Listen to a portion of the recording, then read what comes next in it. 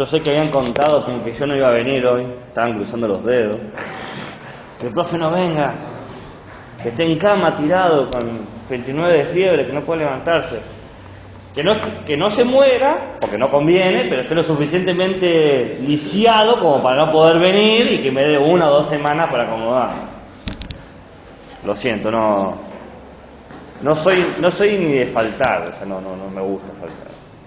Ayer fueron situaciones mayores de las que yo podía controlar, así que tuve que apostar. Tenía 3 cosas que hacer y podía faltar a una, y en el cálculo de costo y beneficio era mejor faltar a antropología.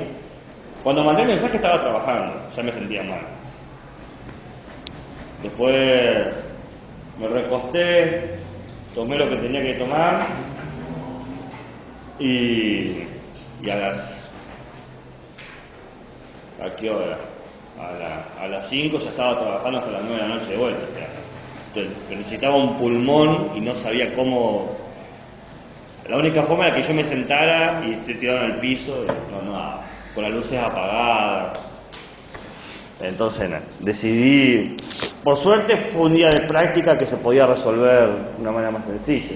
Si hubiese sido una clase teórica, me hubiesen visto arrastrándome hasta acá y desfallecer por lo menos explicando las últimas palabras. Pero bueno, acá estamos. Por suerte hoy empezamos temprano. Imagino que es su pequeña venganza hacia mí por no haber venido. Hoy se vengan y llegan un poquito tarde. Está bien. Digamos que estamos a mano.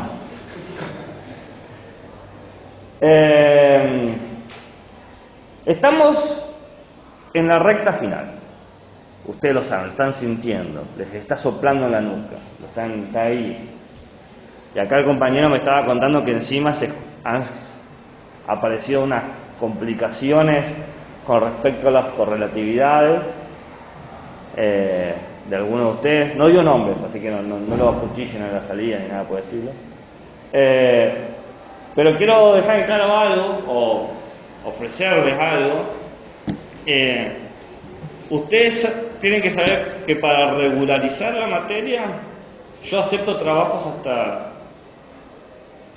1 hora antes de que tenga que cerrar planillas y subir archivo, para regularizar. Yo trato de darles el mayor tiempo posible. ¿Entienden lo que quiero decir? Entonces, si por algún motivo tienen que tomar una decisión y decir, mira, no puedo llegar a este trabajo porque tengo que rendir otra cosa, mi consejo es que pongan en pausa lo de antropología.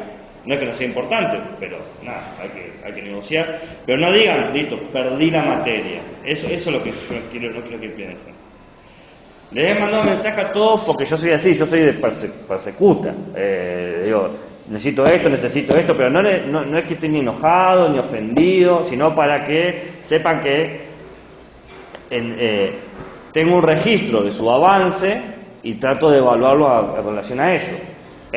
Pero nada, decirme, no llego, está bien, no llegás, y yo te pregunto, ¿y cuándo un poco de presión te hago? Porque es mi rol de docente presionarte un poquito, y me decís, bueno, más o menos tal, pero bueno, no te molesto hasta ese día, y ese día digo, bueno, ya llegaste, y me dice, mira, tampoco pude llegar, y no hay problema. Pero no sean tontos, no va a ser difícil regular esta materia si son constantes, o si logran más o menos mantener cierto nivel. Recuerden que se regulariza hasta con 4. ¿Bien? No. Y un título de 4 no pesa más de un título con 10, eso tienen que saberlo. Le pueden decir lo que quieran, es mentira. Es mentira. Está bueno probar con 10, obvio que sí. Está genial. Pero no quiero que terminen abandonando una materia y se jueguen en contra por una cuestión de, si no me saco un 10 no hago las cosas. Me parecería a mí una tontería. La idea es que aprendan y comprendan algo. Entonces la pregunta que hay que hacer, se tienen que hacer ustedes mismos, ¿sienten que han aprendido algo en este proceso? Acá, o sea, no me tienen que responder a mí, ¿no? O sea, interno. ¿Sienten que han aprendido algo? Bueno, entonces están por el buen camino. Si sienten que no han aprendido nada, y bueno, entonces quizás ahí sí sea necesario esperar a, no sé, rehacer la materia y no hay ningún problema. ¿Ustedes sabían que el promedio de terminar una carrera de 5 años es de 7? O sea, esa información la tenían. Se ha hecho un estudio sobre eso. No es que yo me gusta tirar números así. Se ha hecho un estudio de que la mayoría de las carreras de 5 años, el promedio normal es de 7. Salvo algunos muy abusos o muy obsesivos, porque también puede no ser abuso, pero yo me presento, así, la terminan en 5, ¿no? Y algunos que nos hacen quedar mal terminan en 3, vos decís, hijo de tu madre, ¿cómo hacer? ¿No? Entonces, la carrera la tienen que hacer a su ritmo, eso seguro. Se los informo, quizás ya lo sabían, quizás esta charla es totalmente innecesaria. Bueno. Pero que no les pese. Digo yo, no sé. Bueno, dicho eso, vamos a hablar de alguien que sí era abuso. Edith Stein. Stein nace en 1891 y muere en 1942. Nace en Polonia y muere en Auschwitz. 1891 y fallece en 1942. De familia judía, bien, pero más tarde se va a convertir al cristianismo, ¿no? Entonces está como en ese limbo. Formada en filosofía, estudia con Husserl, así que hay un poco de fenomenalismo por acá. Entre la Primera Guerra Mundial colabora en la Cruz Roja, bien, como enfermera.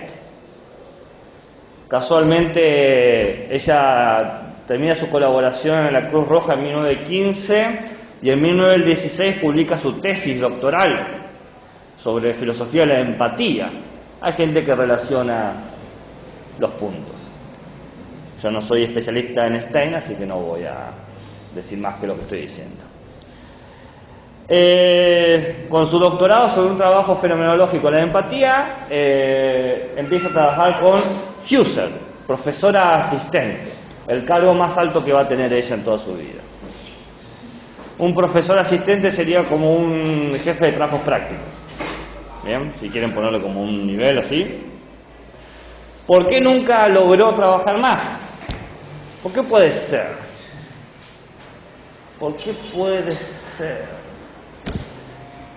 Se saca la máxima nota rindiendo para ser titular, la máxima nota que se había sacado alguien en la universidad, pero le dijeron que no se lo podían dar por su género.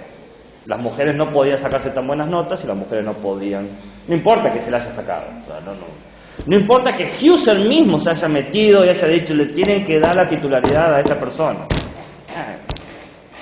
Era mujer y no lo tuvo.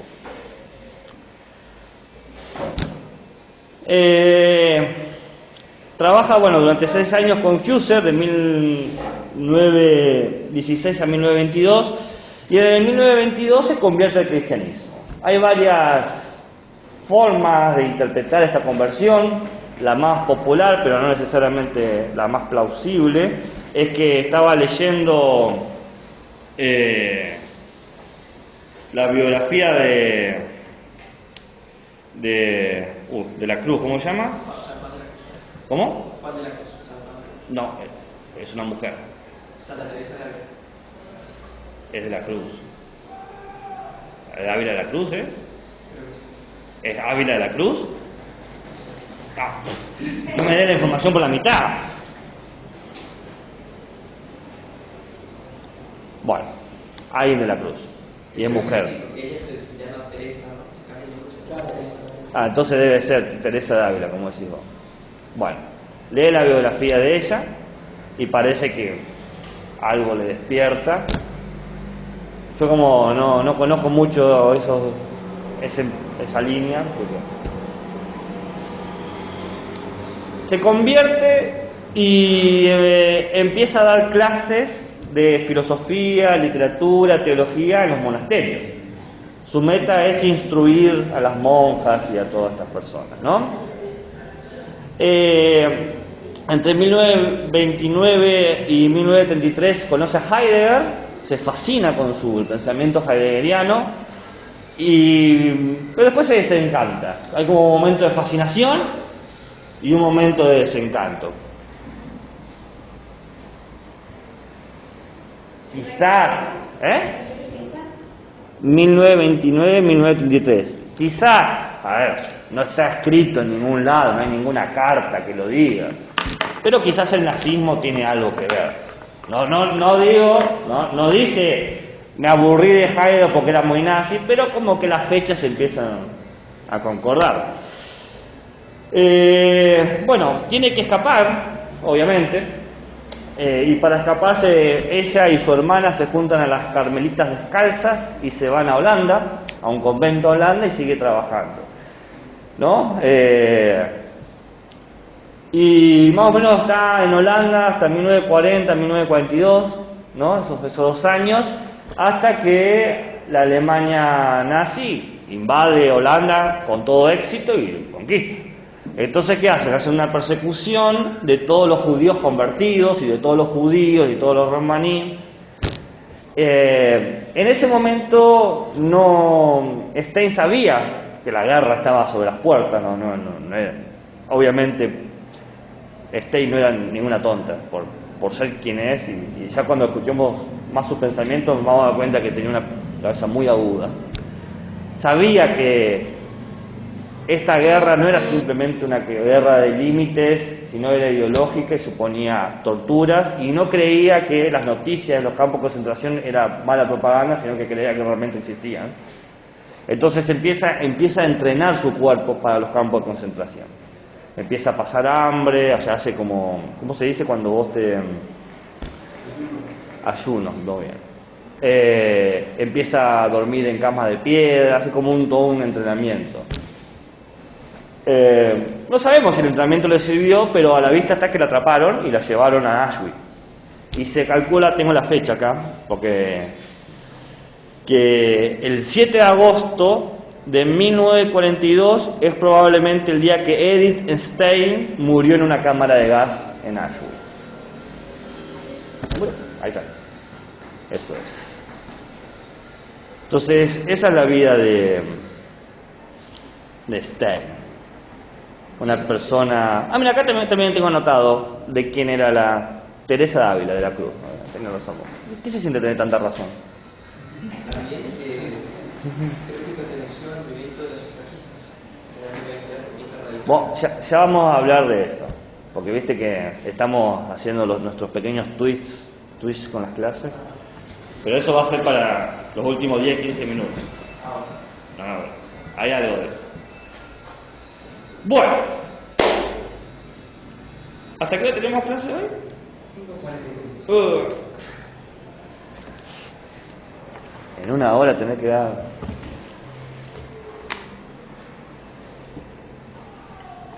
Bueno, sigan el ritmo. El mundo está en crisis, dice Stein. El mundo está en crisis, una crisis antropológica. Estas crisis se notan desde la Primera Guerra Mundial y se está acentuando o profundizando con la Segunda Guerra Mundial que ella está experimentando. La crisis se nota no solamente por las guerras mundiales, sino por la sistematización de la muerte, donde el Estado toma una actitud de aniquilamiento, de homicidio.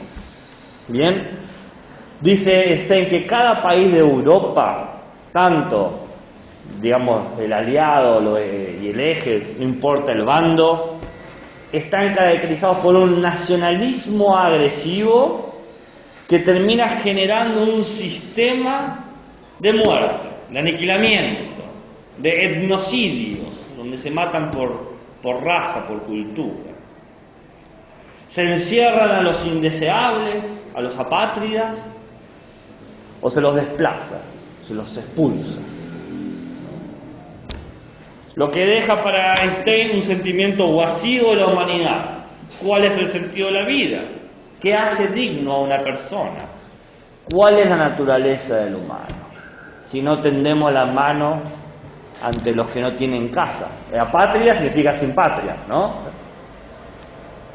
Y ustedes dirán, ¿cómo puede ser que ella no tenga patria? Y bueno, Cuando te lo conquista, qué sé yo, Alemania, ha dejado de ser tuyo. No es más Polonia, es Alemania.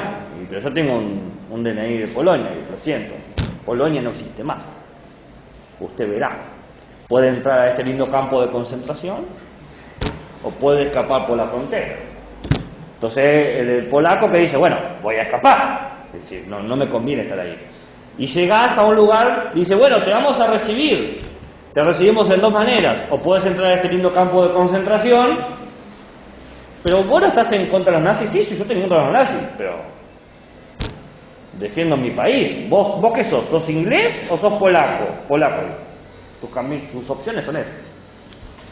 La idea, el campo de concentración, si bien tuvo su máxima expresión en la Alemania nazi, no fue lo único. No fue lo único. Entonces dice Stein que es necesario para abordar esta crisis volver a pensar a la realidad humana.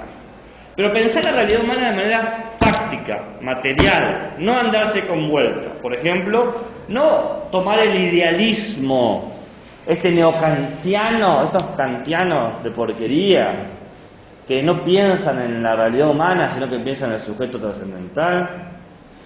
Pero la realidad hay que pensarla con su sentido, no como estos empiristas escépticos, positivistas, que reducen el humano a un conjunto de datos.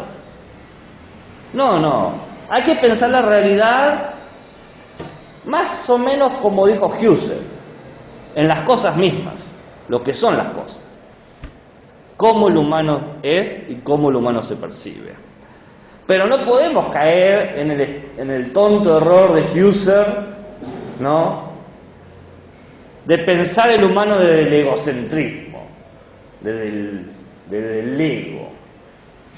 Porque Husserl, al posicionarse en el ego, en el cogito, nos presenta una respuesta totalmente insuficiente, novedosa, con buenas intenciones, pero insuficiente. Porque al posicionarse en el cogito puro, dejó de lado lo más importante para el humano, los otros humanos. Y encima, al centrarse en la realidad humana, dejó de lado otra cosa importante, las realidades no humanas. Porque el humano no está exento de eso. Entonces, es necesario incorporar a nuestra perspectiva lo no humano y el otro humano. Porque si no, no tenemos un pensamiento de la totalidad. Si no, no tenemos una imagen completa de la realidad.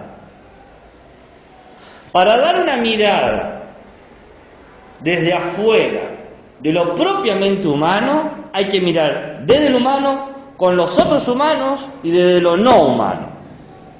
Porque si no, es insuficiente. Tenemos que mirar el interior y el exterior, la interioridad y la exterioridad. Ustedes me dicen, mentira, imposible que Stein, la carmelita descalza, la fanática de Teresita, va a decir algo como eso. Bueno, en el texto que tienen que leer, la estructura de la persona humana, página 18, dice: no sabemos cuánto notan de ella en lo escondido de su interior, ni cuándo saldrá a la luz de manera que se hagan visibles los abismos, ¿no?, el interior y el exterior. El hombre no tiene poder alguno sobre las fuerzas profundas y no puede encontrar por sí solo el camino que conduce a las alturas. Por sí solo. Con todo, hay un camino preparado para él. Dios mismo se ha hecho hombre para sanar su naturaleza y devolverle la elevación sobre la meramente natural que le ha sido asignada desde toda la eternidad. El Hijo del Eterno, bueno, obviamente, convertida, como toda persona convertida es súper fanática, o sea, eso. El Hijo del Eterno Padre se ha convertido en la nueva cabeza del género humano. Cuantos se unan a Él en la unidad del cuerpo místico, participan de su filiación divina y llevan en sí mismo una fuente de vida divina, que salta hasta la vida eterna y al mismo tiempo sana las fragilidades de la naturaleza caída. Crisis, interioridad, exterioridad, humano, los otros y lo no humano. El máximo ejemplo acá de lo no humano siempre va a ser Dios. Yo sé que la mente del siglo XXI lleva al animal, pero no es así. Entonces, ¿qué va a hacer Stein, Edith? Dice, tenemos que volver a pensar en el sentido humano, y para eso tenemos que retomar una vieja pregunta escolástica. ¿Saben lo que es la escolástica? ¿Qué es la escolástica? Y son las filosofías que se desarrollaron en la Edad Media, Sí, que tenían como, que se desarrollan tanto en el ámbito árabe y en el ámbito europeo, sí, que de algún modo desarrollan y recuperan la filosofía griega antigua, romana y demás, y que tenían como preocupación el desarrollo de la filosofía o de la teología entre la fe y la razón. bien. Ahí falta un dato. ¿Cuál puede ser? ¿Dónde se desarrolla la escolástica? No país, sino lugar específico. En la universidad. Muy bien, por eso viene una escuela. Entonces, un pensamiento académico desarrollado, preocupado por responder los grandes dilemas que habían dejado la patrística, los padres de la iglesia, ¿no? Entonces, ahí aparecen claramente conceptos como razón, fe, pero también conceptos como dignidad, como tiempo, como existencia, como esencia, como ente. ¿Bien? Entonces, lo que dice Stein es, hay que volver a la pregunta de la escolástica de qué es una persona. ¿Bien?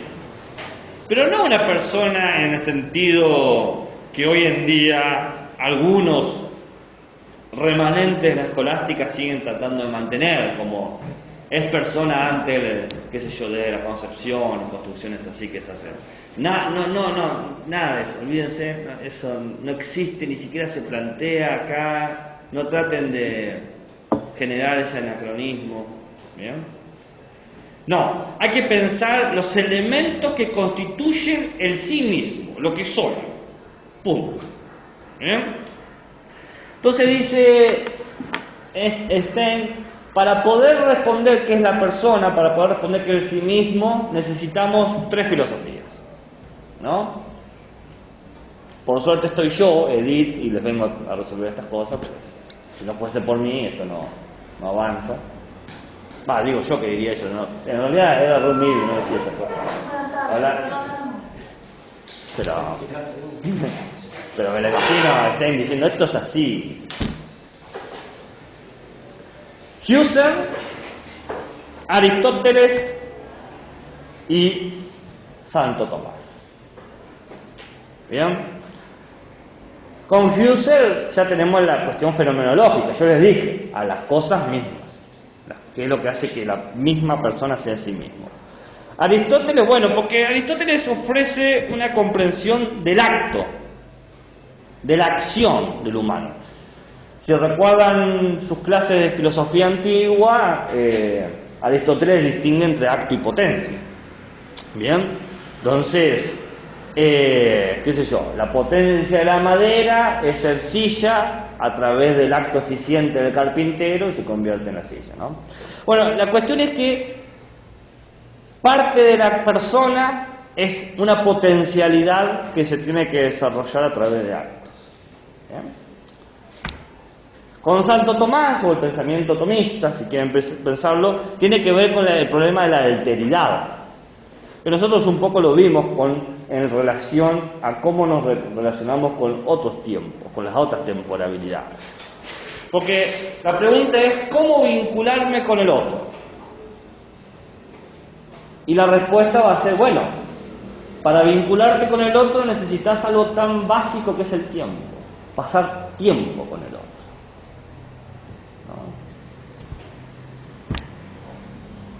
¿No? Generar un tiempo compartido. Entonces ahí tenemos como tres elementos para pensar.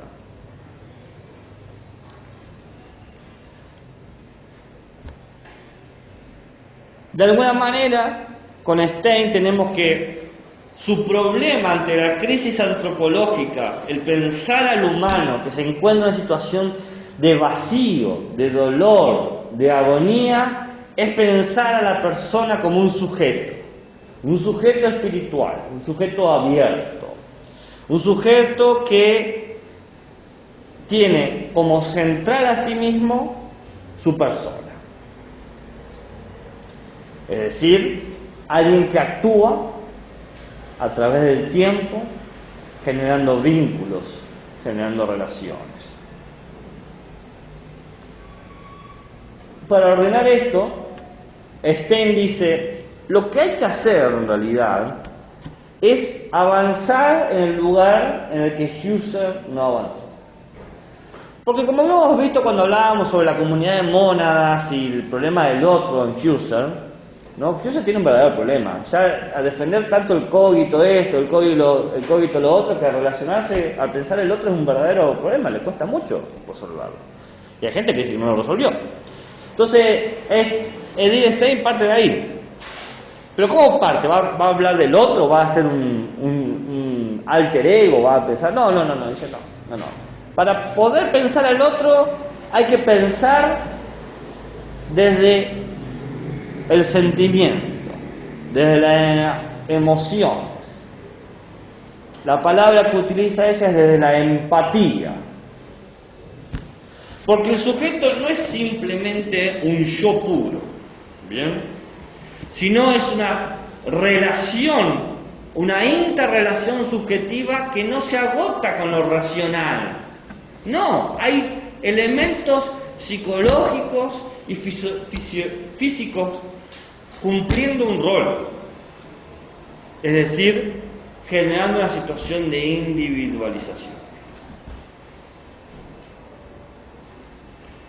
Así la persona es una conciencia individual, ¿bien?, que constituye objetos, como decía Husserl, a la vieja usanza, pero que por la empatía permite que los ciertos objetos trasciendan, se constituyan de otra manera, aparezcan como espíritus o como personalidades o como individualidades.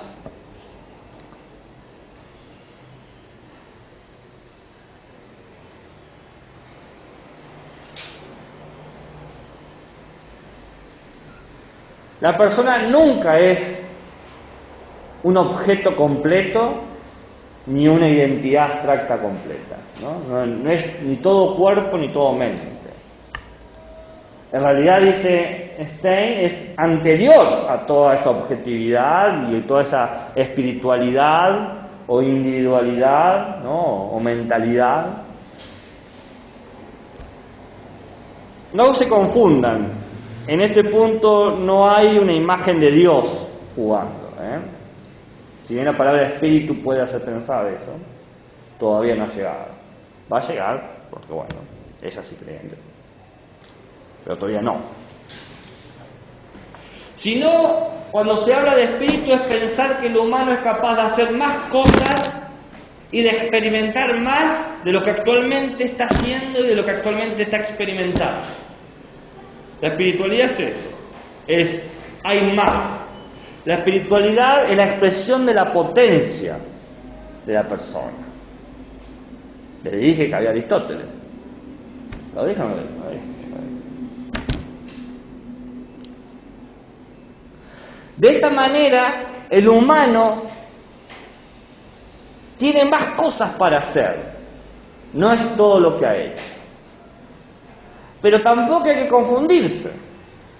Así como no tenemos que creer que hay un Dios de entrada, tampoco tenemos que caer en el error de una inmanencia, de que ya está el sentido de su vida constituido, ¿no? No. Porque al estilo heideggeriano, el humano construye su sentido en relación con lo otro, en la medida que se va relacionando con el afuera. sería tonto, dice Stein, darle una centralidad, decirle este es el punto de inicio. No dice tonto, dice insostenible y sesgado, pero tonto me parece que es lo que ella quería decir si lo hubiesen dejado. Si le hubiesen dado la titularidad, lo hubiese dicho eso. Bueno, cuando es titular se da el lujo de decir ciertas cosas. Cuando sos JTP tenés que ser más cuidadoso. Para que quede claro, el humano en el pensamiento de Stein no está atado a Dios. Todo lo que es la persona no tiene un determinismo divino. Pero tampoco se prescinde. No es que Dios no está. Dios está. Porque acá Stein dice algo que me parece que en ese sentido es bastante aguda. Y miren que yo soy ateo, así que... Porque Stein dice, es medio tonto pensar como Heidegger que el humano está arrojado a la nada. Porque eso es tan gratuito como decir que el humano está definido por Dios. Es tan tonto de los dos lados, ¿entienden? Es decir, es tan tonto decir que estamos ante la nada que decir que estamos ante el todo. No tiene sentido eso. Entonces Heidegger parte de una hipótesis sumamente gratuita. Nos vemos. Pero dice Stein, uno percibe que de alguna manera el ser humano construye ciertos valores que van trascendiendo a su individualidad, a su biografía, a sus colectividades, a sus naciones. Porque uno puede no conocer otra forma de vivir, pero más o menos sabe que en otra forma de vivir también hay amor, hay amistad, ¿no? Hay ciertos valores que... Entonces, decir que hay nada es insostenible, tan insostenible como decir que hay todo. Algo hay. Que yo, Edith Stein, llámese algo Dios, es una decisión personal. Pero no necesariamente tienen que... Pero dice Stein, sería iluso de su parte negar que hay ciertos valores. ¿Y por qué hay ciertos valores? Bueno, quizás porque todas las subjetividades espirituales, recordemos espiritual como potencia, ¿no? No hay una hipoteca divina. Todas las subjetividades espirituales, o sea, todos los sujetos y todo lo que pueden llegar a ser los sujetos, si quieren que se los diga de una manera más sacada de la terminología de Stein, pero sería injusto para ella. ¿Por qué tienen esos valores? Bueno, quizás, dice, porque hay una estructura. Quizás hay una estructura de la persona, ¿no? Bueno, el libro se llama La estructura de la persona. Pero ahora entienden por qué se llama, ¿no? Porque está diciendo, ¿por qué están estos valores? ¿No? Entonces el problema es la persona. Me estoy saltando citas porque el tiempo nos juega en contra. Pero en la página 40-41 presenta esto que te estoy diciendo, ¿no?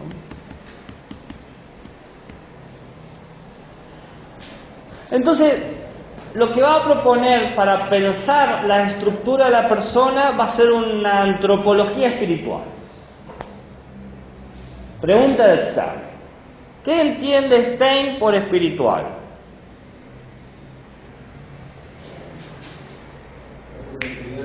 Bien, la potencia, lo dije recién. No me entendía. Muy bien, más le vale que no quiera escuchar, no, porque Santo Tomás de Aquino, no, ojito. No pensaba hablar. No tenía ahí. La verdad que no esperaba preguntas en una clase de filosofía. Bueno, no, igual sabes que una cosa que me han criticado con justas razones, que trato de no hacerlo, pero a veces puedo, me dice que yo hago preguntas a bocajarro, que empiezo a dar toda la clase y en un momento paro y hago una pregunta y el estudiante totalmente descolocado dice... Me ha pasado. Pero es un efecto de cómo me han enseñado a mí, es un defecto y un efecto. Porque a mí me hacían esas cosas. En la universidad, te hacían así y te tiraban y vos tenías que poder responder rápido. Si no te decían, no estoy entendiendo para abanico. No, sí, estoy entendiendo. Explíquelo. No. ¿Cómo me que lo explique? Yo soy un humilde estudiante. ¿Por qué una antropología espiritual? Porque de alguna manera está reconociendo Stein que la antropología natural es insuficiente. Bueno, Heidegger ya había dicho eso. Heidegger había dicho que la antropología natural era insuficiente. Porque deja al humano en una simple especie, ¿no? Un parte más de la colección de especies. Esa es la crítica de Heidegger. Stein toma eso, pero dice, pero también Heidegger se queda corto, como siempre. Stein es bastante... Si ustedes lo leen, tiene una crítica muy mordaz, escondida en palabras muy amables, pero es pesadita. El problema de la crítica de Heidegger es que se queda corta porque olvida que también el humano tiene otra cosa más a la hora de relacionarse, que no es simplemente el problema de la especie, sino que es la cuestión de las emociones y los sentimientos. Somos seres afectivos, sentimos cosas, amamos. Y sería medio necio entender el amor, dice Stein, como una simple adaptación evolutiva. Entonces, ¿esto supone que tenemos que dejar la antropología natural? No. Sino que a la antropología natural tenemos que incluirle una antropología espiritual. Porque Stein, no lo olvidemos que es una docente ella. Ella pasó toda su vida dando clases y entendía que la pedagogía era algo muy importante. Y era una persona bien formada. Entonces, tenemos que pensar una manera del humano que incorpore todo lo fisiológico, todo lo biológico, todo lo evolutivo. Por supuesto que sí, dices. No vamos a negar el conocimiento científico como a Heidegger, que se prestaba mucho por el desarrollo de la técnica y el olvido, la pregunta del ser y todas sus pavadas. No, tenemos que agregarle a eso la cuestión de la bondad, la cuestión de la libertad, la cuestión de la empatía. Muy importante para una época como la que estamos viviendo, dice usted. Lo gracioso es que esas palabras pueden retumbar, llega al siglo XXI, ¿no? Hay un eco. No estamos en una guerra mundial, pero estamos en otro tipo de guerra, quizás. Si queremos que el humano llene su vacío existencial, este vacío que tiene de que no sabe cuál es su sentido, no hay que preguntarse por el ser. Hay que educarlo. Al humano hay que educarlo. Educarlo para que comprenda cuál es su naturaleza, qué es lo que lo hace bueno y cómo responsabilizarlo. Miren las tres cosas que dice. ¿Cuál es su naturaleza? ¿Qué es lo que hace bueno? Y cómo responsabilizarlo. Por eso toda pedagogía, dice Stein, implica una antropología. Porque hay que educarlo. ¿Cuál es su naturaleza? ¿Qué lo hace bueno? Y cómo responsabilizarlo. Acá, entre nos, acá hay una metafísica jugando, ¿no? No les voy a hacer la pregunta que tienen que escribir porque el tiempo nos juega en contra. Pero la cuestión es que lo que se está suponiendo a nivel ontológico es que la bondad es algo real y característico del humano, que lo hace, no es una idea, ¿no? Es algo real, es algo constituyente.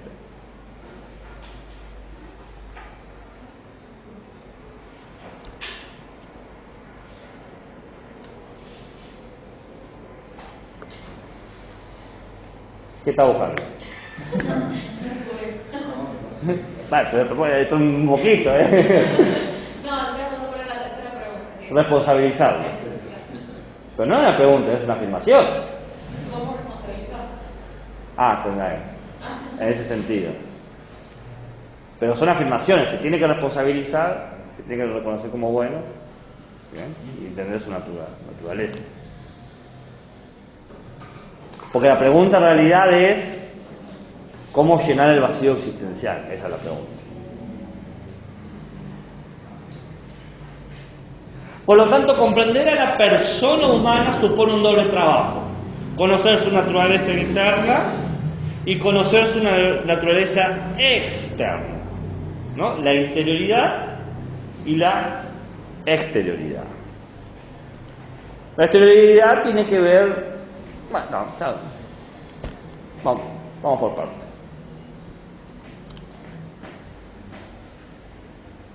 La interioridad supone dos cosas. El espíritu, el Geist, dice la Stein, y la libertad. ¿Y cómo se escribía en alemán? Freiheit. Freiheit.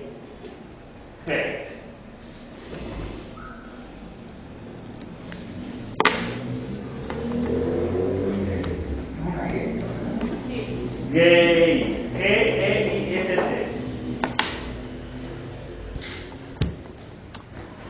La interioridad en Stein no es algo cerrado, no está aislado, ni siquiera está situado, ¿bien? Sino que está totalmente en desarrollo, desenvolviéndose como un ovillo. Y para desenvolverse, desarrollarse, supone dos dimensiones o está constituida por dos dimensiones: la espiritualidad y la libertad. ¿Bien?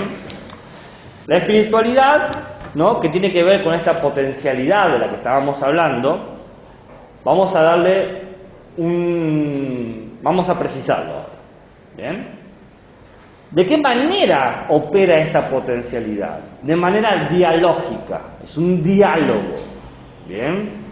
Es donde uno es consciente de sí mismo y dialoga consigo. Mirá, Gabriel, ahora vas a tener que tomar esta decisión.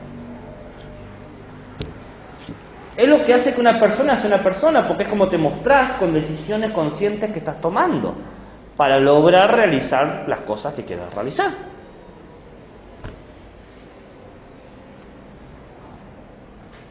La libertad, juego de 10 segundos. Si la espiritualidad es la potencia, la libertad va a ser el acto. Exactamente. Es el acto, es lo que actualiza eso que está potenciado. Es el hacerse a sí mismo. Es el hacerse a sí mismo. El espíritu se piensa o se es consciente y la libertad se hace. Y es la libertad lo que permite responsabilizarse. Porque la responsabilidad es actualizar la potencia que te permitió llegar a hacer algo y también no llegar a hacer algo. La responsabilidad es de dos caminos. Es lo que hiciste y lo que no hiciste. Es lo que hiciste y lo que no hiciste. Piensen esto en el contexto ahora. El que mató y el que no protegió. O el que dejó morir. Yo no maté, sí, pero miraste para otro lado, ¿no? La responsabilidad tiene dos caminos.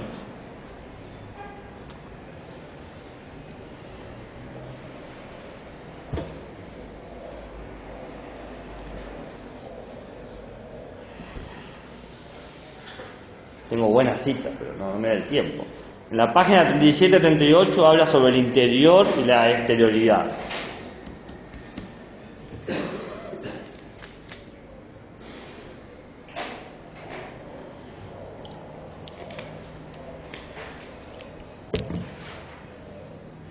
Entonces la persona humana, dentro de su interior, tiene esta potencia y este acto, este espíritu y esta libertad, estas cualidades individuales de su espíritu que va desarrollando libremente. ¿Y en dónde las desarrolla? En el exterior. Esto se desarrolla en el exterior. Entonces, si hablamos ya de la interioridad, ahora tenemos que hablar de la exterioridad. Porque acá dice Stein, no basta pensar en un yo nuclear, en un núcleo, como puede ser el cogito. No es suficiente ese núcleo para pensar todas nuestras emociones, todos nuestros conocimientos, todas nuestras maneras, porque uno no toma todas sus decisiones ni siente todo lo que siente por sí mismo. No es así. Uno se relaciona con otras personas y otras personas lo afectan. El yo no se agota en mi persona. El yo es algo transformable, es algo que se desarrolla. Por eso puede ser educado.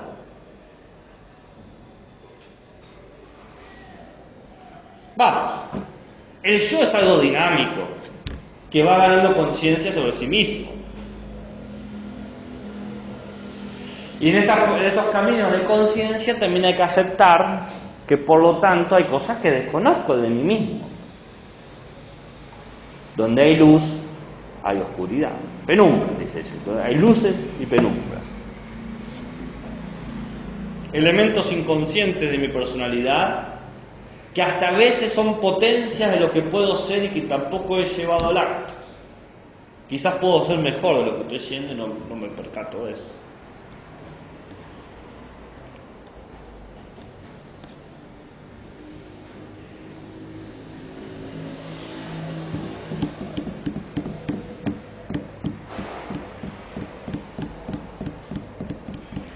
¿Qué es lo que se desarrolla de la persona? Se desarrolla su mismidad, el sí mismo.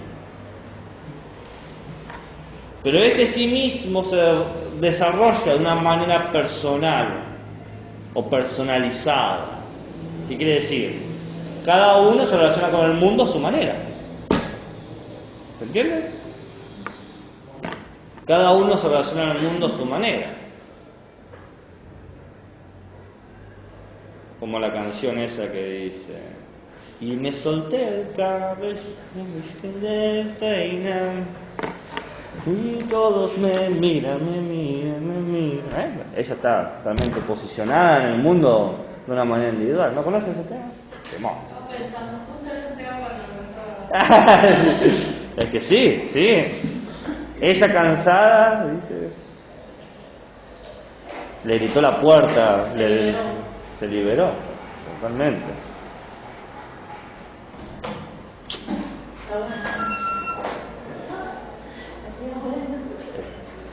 Lindo ese tema.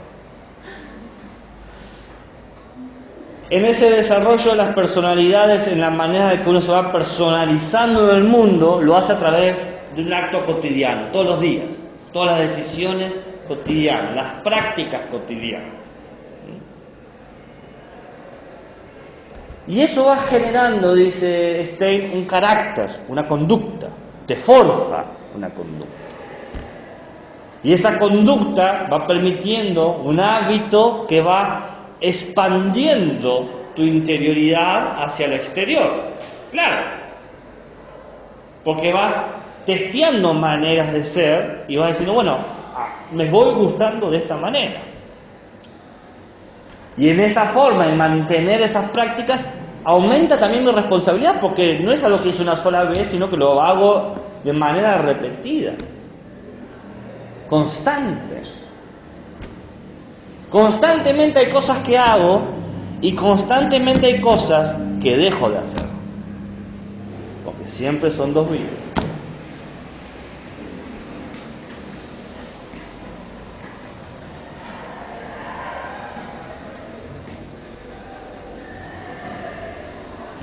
Al principio del libro, La estructura de la persona humana, en la página 3 dice: en toda actuación del hombre se esconde un logos que la dirige.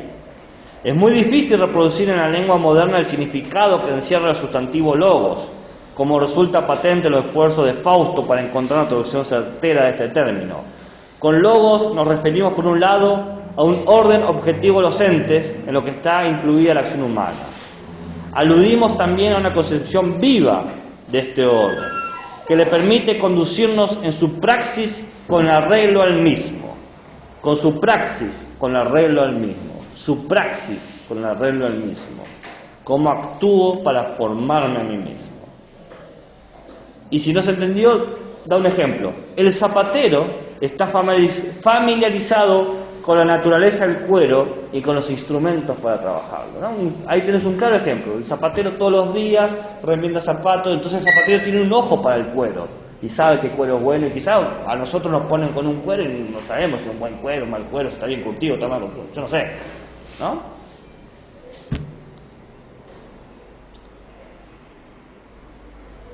Es la construcción del sentido de uno, ¿no? La construcción de su propio sentido.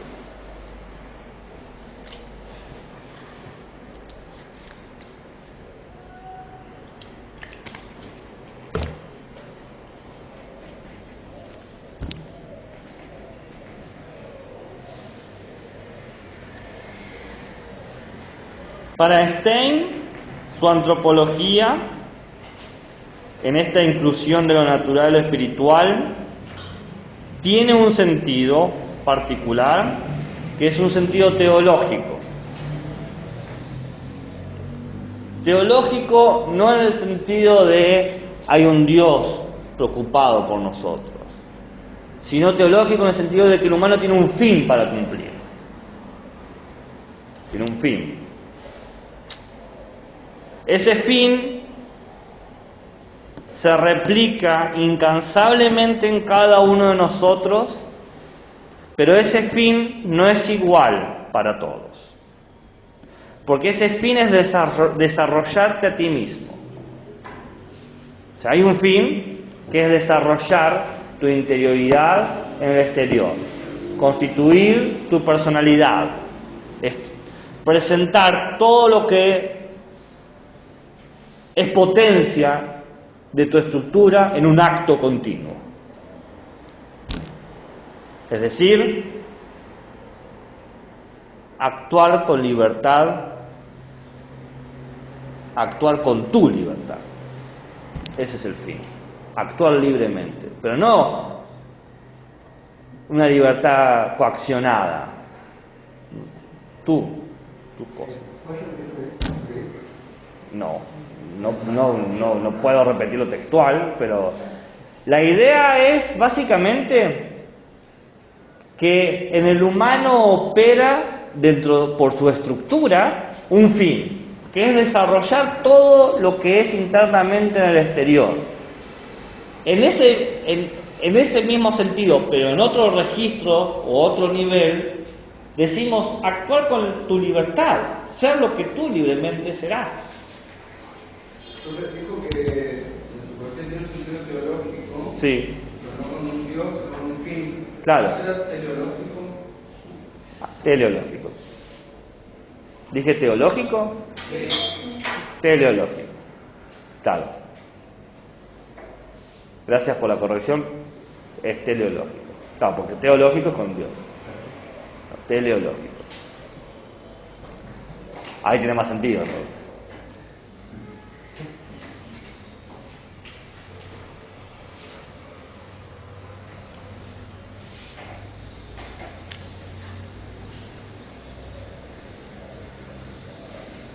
Para poder desarrollar nuestra interioridad, tenemos que, y acá Stein usa una metáfora, estar despiertos. ¿Qué es estar despiertos? Bueno, ser consciente de lo que hacemos. Tomar decisiones de manera que somos responsables de lo que hacemos. Porque las decisiones, las acciones que tenemos siempre tienen direcciones. Las acciones que tomamos siempre tienen direcciones. Direcciones hacia sí mismo, direcciones hacia el otro, direcciones hacia el mundo y direcciones hacia lo que nos trasciende. Sí mismo, el otro, el mundo, lo que trasciende.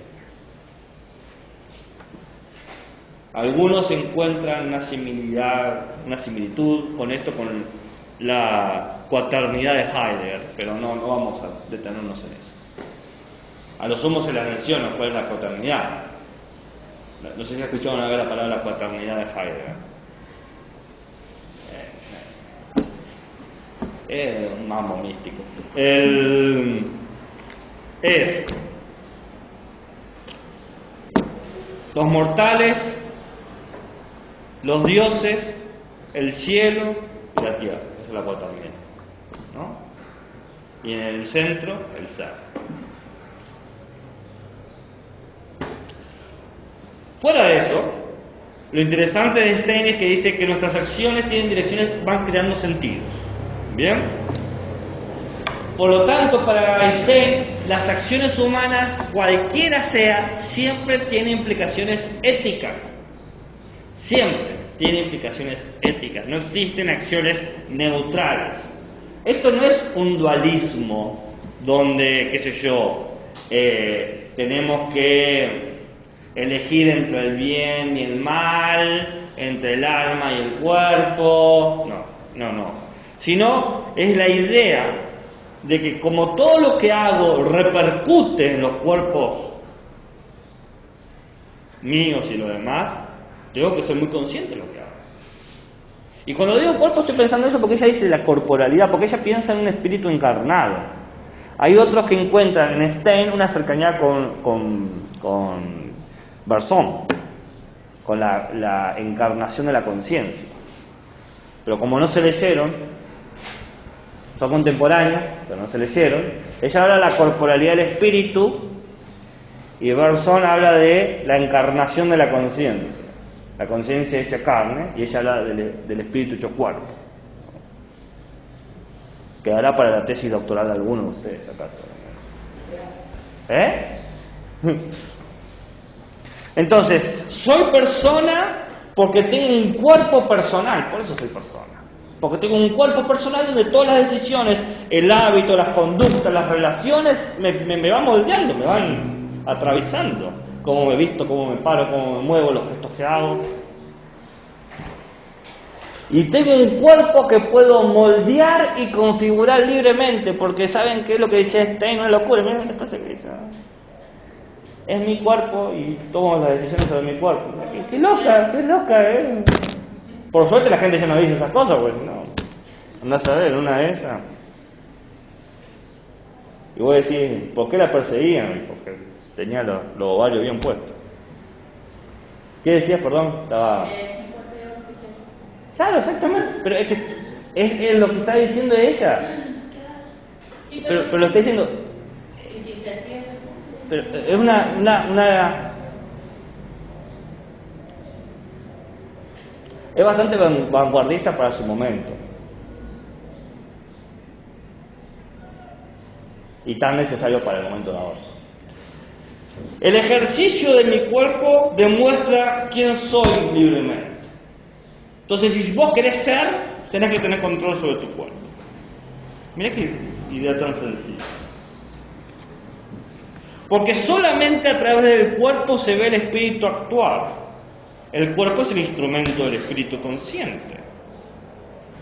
Es donde yo tomo decisiones, donde vacilo, porque recordemos que ella siempre juega con estas dos cosas, luz y oscuridades, donde tomo decisiones, pero también vacilo y temo tomar decisiones, donde hago y dejo hacer. No siempre están las dos cosas. Porque lo que está haciendo, lo que ve Stein es que lo que Husserl y Heidegger no estaban viendo, que también implica el no hacer un tipo de acción o el dejar hacer, ¿no? Husserl con su intencionalidad y su acción constante, y Heidegger con que el sentido se hace a través de la mundaneidad y todo como que siempre tomo decisiones, voy para adelante, ¿no? Vibro alto, y dice, no, está loco. O sea, no es que está mal eso. Porque ella dice todo el tiempo, no es que está mal, es insuficiente. Es una comprensión insuficiente que da una lectura sesgada y que por lo tanto genera caminos terribles como la crisis antropológica que estamos viviendo, dice Stein. Porque nos hace creer que no somos responsables. Tenemos que prestar atención a mis actos y a mi cuerpo. Es el cuerpo lo que transparenta mi interioridad, muestra todo lo que soy yo, a pesar de todo, a pesar de que yo quisiera ocultarlo, a pesar de que yo quiero ocultar cosas de mí, mi cuerpo lo grita.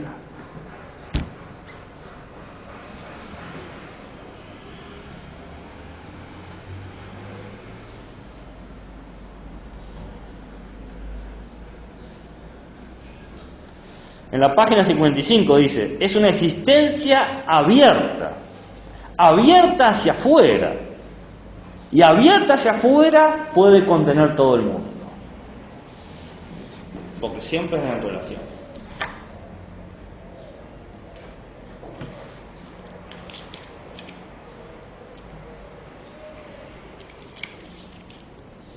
Acá habría una pregunta, el tiempo juega en contra. Es una linda pregunta. Me doy 5 segundos a ver si alguien se la ocurre.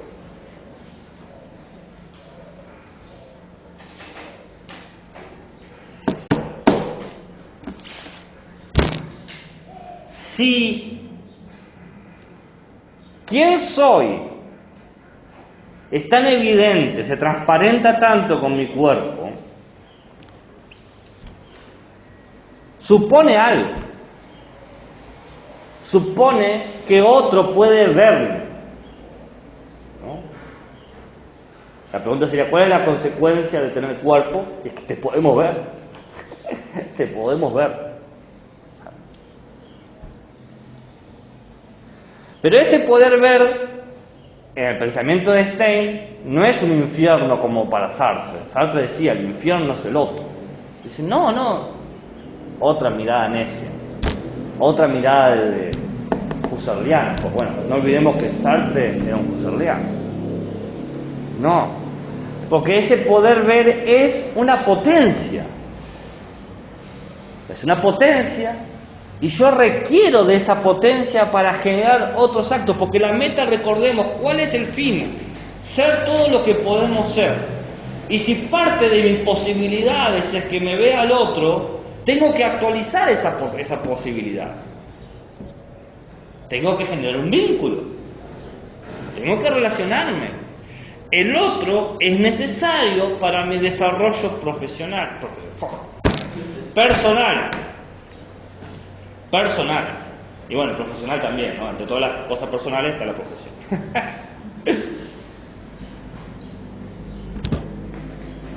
Y fíjense que esto también se conecta con la labor del docente para Stein. ¿Qué es el docente sino quien mira al estudiante como lo que es y lo obliga a actuar? Por eso dice que no es suficiente que el otro me mire de manera pasiva, como evaluándome, cosificándome, posicionándome en su mundo. No. El otro responde de mis actos, responde ante mis actos.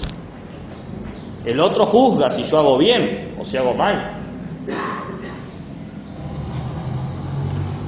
Y también veo si el otro me hace bien, veo si el otro me hace mal.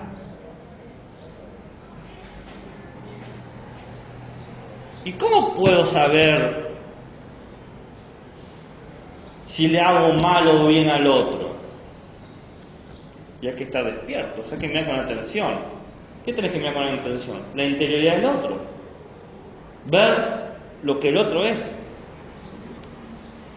¿Y cómo hago para ver la integridad del otro? Y bueno, necesitas algo básico. Algo que Tomás de Aquino ya había dicho. Tiempo. Tenés que estar tiempo con el otro. Si no, ¿cómo lo hagas? No hay otra manera. Necesito ver la interioridad del otro para saber todo lo que ocurre fuera de mí y que impacta sobre los demás. Pero también porque el otro pueda ser consciente lo que es inconsciente en mí. Hay cosas que yo no sé de mí y que no puedo saberlas, porque las acciones que tomé me generaron esas oscuridades. Pero otro que tiene sus propias luces puede darme conciencia sobre lo que no veo. Pero esta luz, no se confundan como la salida que hizo Husserl. Husserl hace una salida intelectual, comprendo al otro en tanto que es alguien racional. Pero este ver al otro no es ver una pura racionalidad, sino es ver una carga emocional, una realidad emocional. Entender la interioridad del otro es entender todo lo que emocionalmente vive el otro. Eso es difícil, ¿no? Entender lo que emocionalmente vive el otro. Porque si yo entiendo lo que emocionalmente vive el otro, puedo entender también mis propias emociones. Bueno, hay gente que aprendió a llorar viendo a otros llorar. Llorar no el ejercicio, sino sobre qué llorar.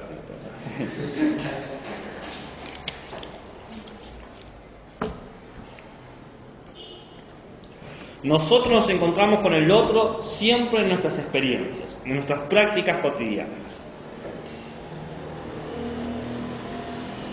Y es interesante porque dice ella, si bien lo primero que nos puede llamar de la atención del otro en su corporalidad son cuestiones físicas, alto, bajo, ¿no? En realidad, estas no son características de la persona del otro, dice Stern. Esas son características del objeto. Un objeto puede ser alto, bajo, pero si yo quiero conocer a la persona, no puedo verlo así. Si yo puedo ver a una persona, no puedo verla como un color, como una altura, como una figura. Tengo que ver qué es lo que lo mueve al otro, qué es lo que lo lleva a actuar al otro. Porque lo que lo lleva a actuar es una imagen que tiene de sí mismo, de los otros, del mundo y de lo que trasciende. De sí mismo, del otro, del mundo y de lo que trasciende.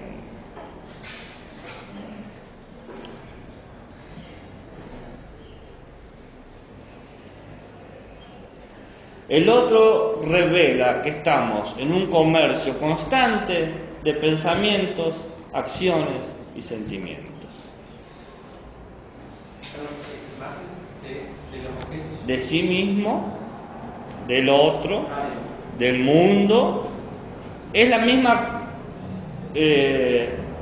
relación que teníamos con nosotros cuando tomamos acciones, pero aplicada en el otro. ¿Por qué es la misma? Y porque tenemos la misma estructura.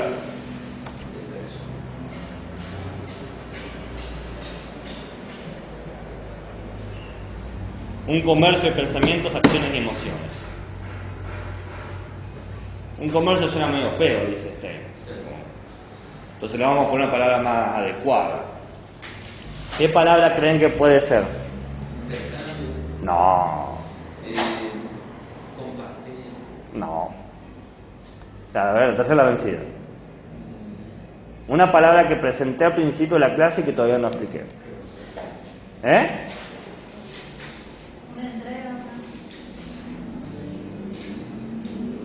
Empatía. ¿En algún momento expliqué la empatía? No. Yo seguía avanzando. Bueno, ahora ahí voy. Que no panda el cúnico. Eso es lo que dice Stein. Por eso lo tiene que explicar. La empatía es la conciencia del otro. La empatía es la conciencia del otro. Y en un segundo nivel, la empatía es la conciencia de la interioridad del otro. de la interioridad del otro.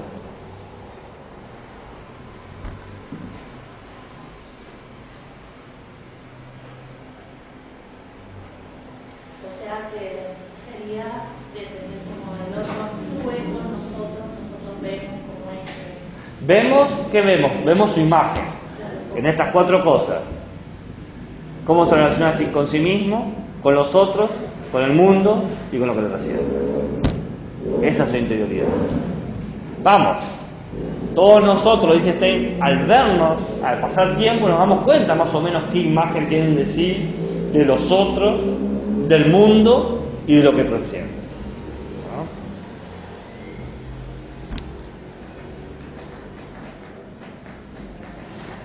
Dice Stein que este fue el punto que Husserl no logró resolver. Porque Husserl toma el problema del otro, lo toma, o sea, se hace cargo. Husserl, eso que reconoció Husserl, dice, yo sé que esto deja un problema y voy a tratar de resolverlo. No lo resolvió, o no logró resolverlo, para algunos, para otros sí, quizás, no sé. Pero la cosa es que Stein dice, acá. Dice, el problema de Husserl es que se detuvo a pensar cómo entender al otro, cómo racionalizarlo. Pero no se detuvo a pensar cómo experimentar al otro. Cómo experimentar el otro. Porque Husserl señala una relación cognitiva racional, ego, alter ego, ¿no?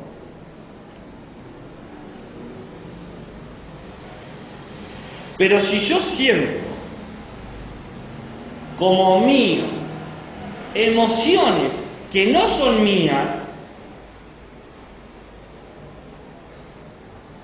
accedo a las experiencias que el otro tiene de su vida, que yo no voy a tener. Porque al sentirlas en mí, se vuelven mías.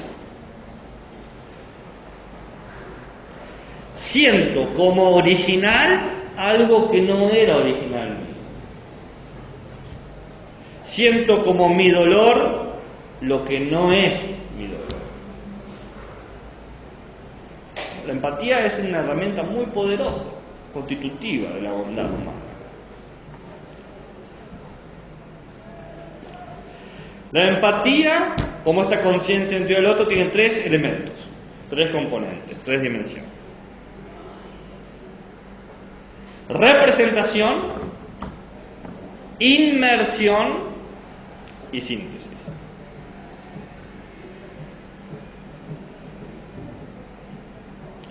Toda representación, toda empatía es una representación. ¿Qué representación? Inmersión y síntesis. Toda empatía es una representación ¿por qué? Porque opera una cierta vivencia. Por ejemplo, la alegría de mi hijo. Es lo que representa, digamos, la otra persona, me Claro. está representando.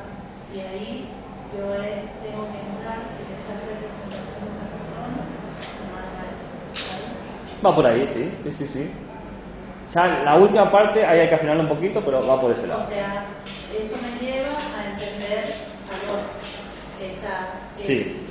El ver cómo él actúa, luego entrar en él y de ahí tomar esa síntesis. No, O sea, sentir lo que en él no vas a poder entrar nunca, pero podés entrar en su museo. Entonces, vos representás la vivencia del otro, la alegría de mi hijo, el dolor de un soldado que hay que amputar, dice Stein, trayendo un poco de su experiencia como enfermera durante una guerra, ¿no? Así, la persona que se sabe alegre y triste, yo represento una idea de alegría y tristeza. Ese es el acto de la representación. Identifico tu alegría, identifico tu tristeza. Pero después hay un paso más que la inmersión, ¿bien? Que es hacer presente y vívido o vívida esa alegría, esa tristeza.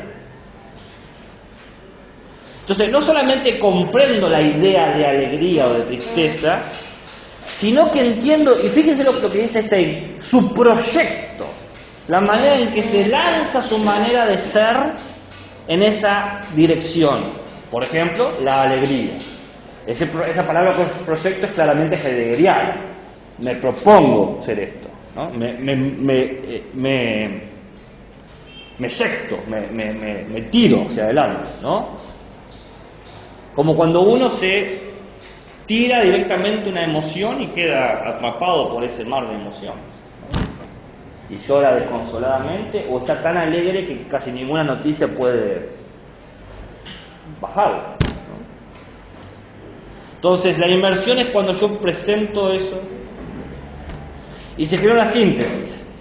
Una síntesis porque entiendo que no es mi alegría o no es mi tristeza, pero siento esta alegría, siento esta tristeza, que es una alegría o tristeza otra.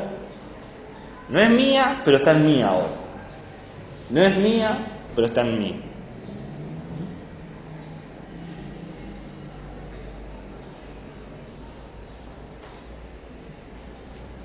¿Se entiende? Entonces, desde la empatía, dice Stein, es donde terminamos por desarrollarnos, por cumplir nuestro fin. La empatía es el máximo acto espiritual. Ofrece un autoconocimiento porque comprendo quién soy y quién puedo ser. Me da un valor, puedo valorarme a mí mismo y puedo valorar a los otros.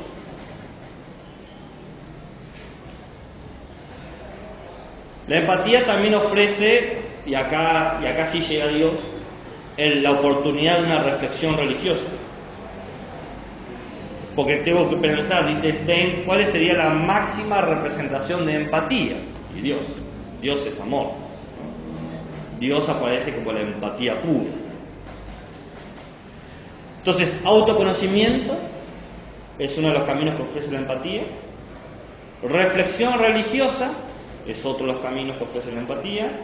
Y el tercero, mi favorito, acción política. La empatía te hace actuar de manera política. Porque quizás no marcho por algo que yo he sentido, que sea original mío, pero marcho porque la empatía me hace sentir eso. Porque la empatía termina constituyendo políticamente la comunidad. Miren cómo la antropología hace un camino que termina en una cuestión ética política.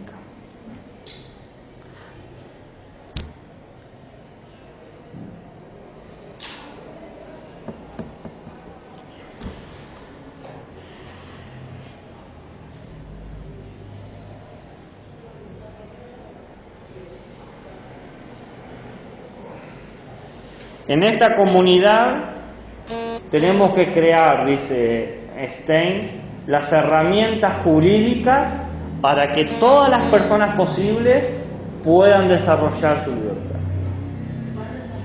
Su libertad. Que tengan los instrumentos jurídicos para concretarse. Y las leyes tienen que construirse no solamente en términos racionales, sino en términos emotivos.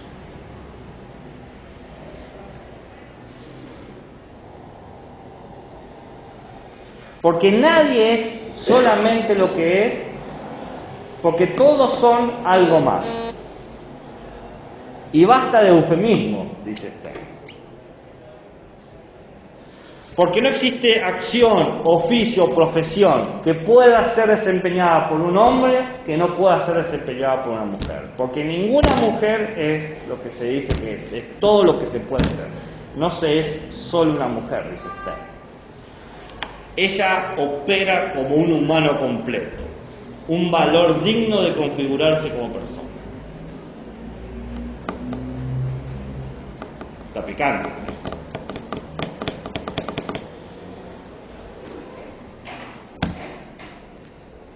Lo bueno es que Stein me evita a mí tener que hacer toda una reinterpretación del siglo XXI porque está en ella, ¿no?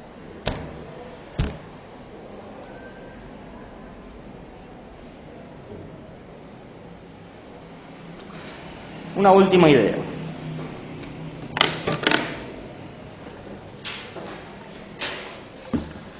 aparece una palabra, beruf, vocación. Ese fin, esa estructura teleológica, se exterioriza como una beruf, como una vocación. Todos los humanos, dice, todas las personas tienen su vocación.